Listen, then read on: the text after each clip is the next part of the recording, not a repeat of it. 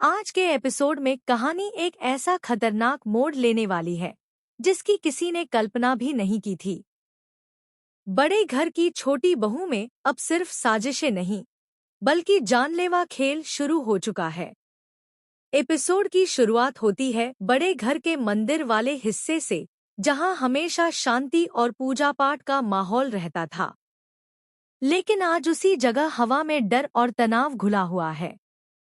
पोल्टू मंदिर में खड़ा है। उसके चेहरे पर बेचैनी साफ दिखाई दे रही है। पिछले कुछ दिनों से उसे पुजारिनी पर शक हो गया है।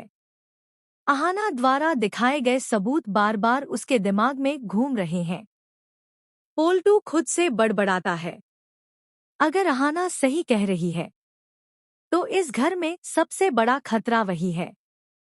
तभी पीछे से धीमी लेकिन सख्त आवाज आती है, इतना सच जानना तुम्हारे लिए खतरनाक साबित हो सकता है पोल्टू। पोल्टू चौंक कर पीछे मुड़ता है। सामने पुजारिनी बहू खड़ी होती है।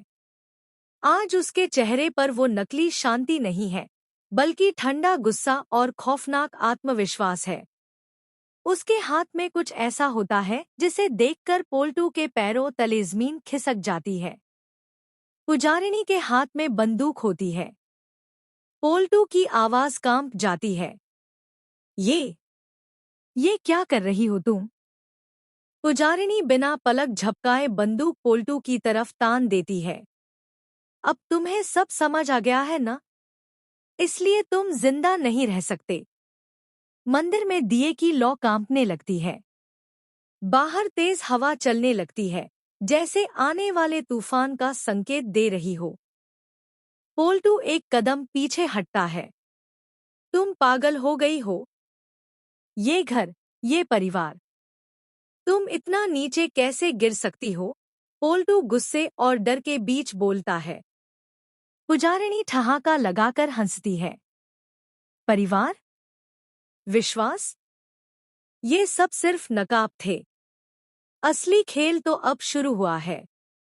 वह धीरे धीरे पोल्टू के करीब आती है। बंदूक उसकी छाती पर टिक जाती है। तुमने अहाना की बातों पर भरोसा करके बहुत बड़ी गलती कर दी।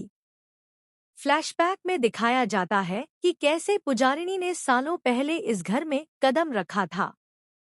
कैसे उसने भक्ति, सेवा और संस्कार का नकाब पहनकर सबका भरोसा जीता।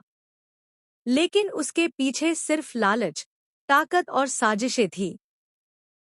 पोल्टू की आंखों में आंसू आ जाते हैं। मैंने तुम्हें माँ जैसा माना, इस घर की रक्षक समझा। पुजारिनी की आंखों में जरा भी पछतावा नहीं होता।